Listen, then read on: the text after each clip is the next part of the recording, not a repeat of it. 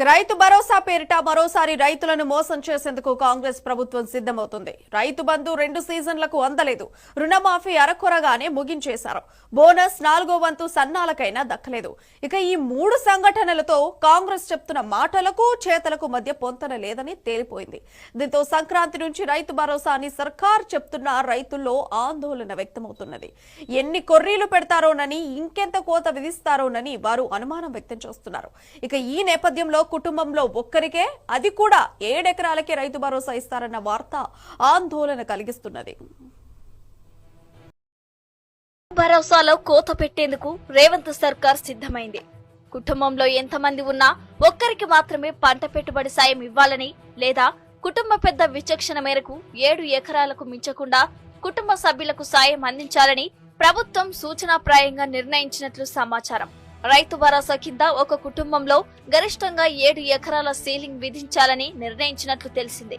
సీజన్ల వారీగా సాంకేతిక సర్వేల ఆధారంగా సాగు భూమిని లెక్కగట్టి సాగు చేస్తున్న భూమికే రైతు భరోసా ఇవ్వాలని భావిస్తున్నట్లు సమాచారం.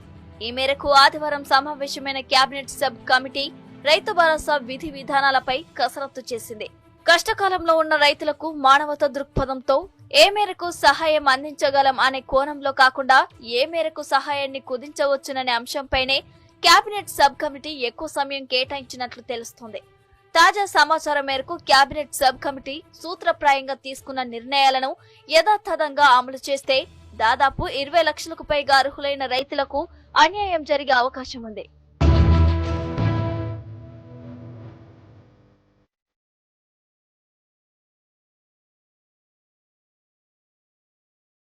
ఒక కుటుంబానికి గరిష్టంగా ఎన్ని ఎకరాల వరకు రైతు భరోసా పెట్టుబడి సాయం ఇవ్వాలనే విషయం మీదనే కేబినెట్ సబ్ కమిటీ మీటింగ్ లో ఎక్కువసేపు కసరత్తు జరిగినట్టు తెలుస్తుంది. 10 ఎకరాల లోపు భూమికి రైతు భరోసా ఇవ్వాలని తొలుత మంత్రి పొంగులేటి శ్రీనివాసరెడ్డి ప్రతిపాదించగా, మిగిలిన మంత్రులు, ముఖ్యంగా ఉప ముఖ్యమంత్రి బట్టి విక్రమార్క ఇప్పుడున్న రాష్ట్ర ఆర్థిక పరిస్థితుల నేపథ్యంలో అది సాధ్యం కాదని తేల్చి చెప్పినట్లు తెలిసింది. కేంద్ర ప్రభుత్వం తరహాలో 5 ఎకరాలకు పరిమితం చేద్దామని సూచించినట్టు సమాచారం. కేంద్రం మాదిరిగా తాము కూడా 5 ఎకరాలకే పెట్టుబడి సాయం చేస్తే ఆ క్రెడిట్ కేంద్రానికే వెళ్తుందని, కేంద్రం ఇచ్చిన కిసాన్ సమ్మాన్ పథకానికే రాష్ట్ర ప్రభుత్వం పేరు మార్చి ఇస్తున్నదంటూ బీజేపీ ప్రచారం చేసుకునే అవకాశం ఉందనే చర్చ జరిగినట్లు తెలిసింది. మధ్య మార్గంగా 7 ఎకరాల వరకు రైతు భరోసా ఇవ్వాలనే ప్రాథమిక అంచనాకు వచ్చినట్లు సమాచారం. ఒక్క కుటుంబానికి ఎంత భూమి ఉన్నప్పటికీ, ఎంతమంది కుటుంబ సభ్యులు ఉన్నప్పటికీ గరిష్టంగా 7 ఎకరాలకు మించకుండా రైతు భరోసా సాయం అందించాలని భావిస్తున్నట్లు సమాచారం.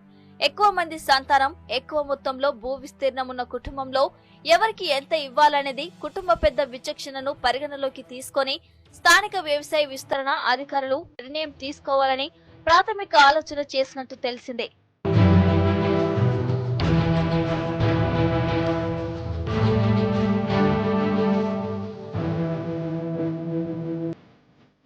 ఏకీకృత పంట విధానం కాకుండా పంట రకాల వారీగా పెట్టుబడి సాయం నిర్ణయించాలనే ప్రతిపాదనపై కూడా కేబినెట్ సబ్ కమిటీ చర్చించినట్లు తెలిసింది.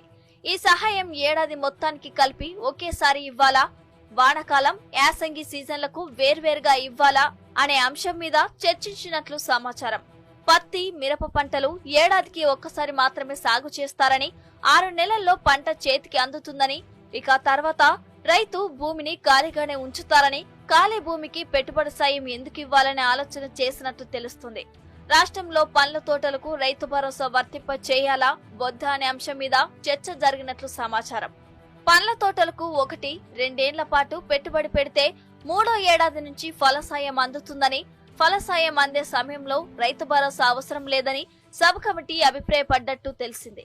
సాగు మీద ప్రతి సీజన్లో సర్వే చేయాలని, ఇందుకోసం నేషనల్ రిమోట్ సెన్సింగ్ ఏజెన్సీ సహకారం తీసుకోవాలని, ఎంత భూమి సాగు చేస్తారో సీలింగ్ పరిమితికి లోబడి అంతే భూమికి పెట్టుబడి సాయం అందజేయాలని నిర్ణయించినట్లు సమాచారం. ఏడాదికి 3 సార్లు సాగు చేసే వరి లాంటి పంటలకు ఏడాదికి 2 సీజన్లు మాత్రమే పెట్టుబడి సాయం చేయాలని నిర్ణయించినట్లు తెలిసిందే. తద్వారా వానాకాలంలో వచ్చే పెట్టుబడి సాయానికి, యాసంగిలో అందించే సాయానికి మధ్య ప్రభుత్వానికి కొంత మిగులుబాటు ఉంటుందని ఆలోచన చేసినట్టు తెలుస్తుంది.